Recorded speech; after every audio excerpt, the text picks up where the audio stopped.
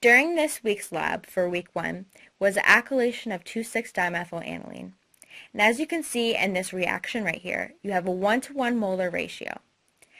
And in this lab, the limiting reagent was the 2,6-dimethyl-aniline, and what was in molar excess was the chloroacetyl chloride. However, in my case for my lab, the actual limiting reagent was the chloroacetyl chloride because we put in a huge amount of the 2,6-dimethyl-aniline. So moreover, what happened was the 1-to-1 ratio was failed to be achieved.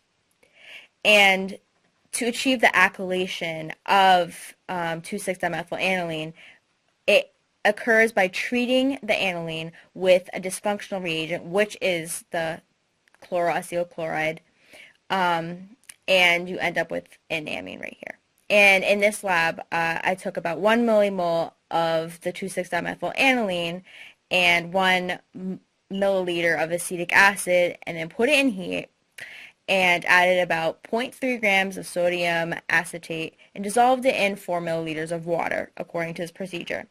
And I cooled the mixture and collected the product through a vacuum filter to gain my final product, which is right here, the chloroactamide.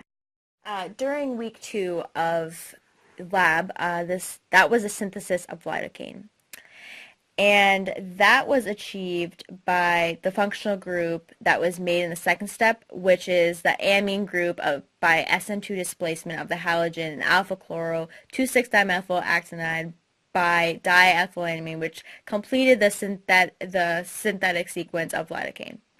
And according to this procedure, that was achieved by hydrogen chloride, and that was used to create the separate layer into the organic layer and the one that contained the hexane and the toluene. And the acidic layer was the one that contained the hydrogen chloride.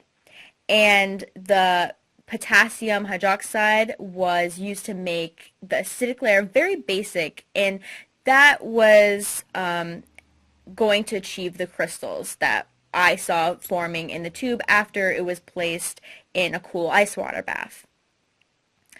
And the final product was isolated the lidocaine freebase. And the freebase is insoluble, and lidocaine hydrochloride is soluble in water. A lidocaine molecule has a nitrogen atom with a lone pair of electrons that can quaternize with the hydrogen proton ion from the hydrogen chloride. So when the hydrogen chloride is formed with the molecule, it now has a polar component and it's very water soluble. And that was achieved through week 3, where that was a purification of lidocaine. Extremely interesting in week 1 was the observations that I saw when I combined the 2,6-dimethyl-aniline with acetic acid and chloroacetyl chloride. And it created a yellowish liquid at first, and then it went from like yellow to light yellow and orangey, and then somehow mine ends up turning pink, but I know that wasn't supposed to happen, but it did. And then when I cooled in the ice water bath, it's turned this like dark greenish color. And in week 2, what I thought was interesting about this lab, oops, right here, was that you could observe the crystals happening after you separated the organic layer and then turned the acidic layer basic and put in the ice bath, and you could actually see it in the ice bath forming, and I thought that was extremely interesting to watch. And like my lab instructor said, it was more of an art than a science. And so for the sources of error in week 1, I would say would be getting the correct weight of the 1 mole of 2,6-dimethyl-aniline and finding the molar equivalent of chloroacetyl chloride.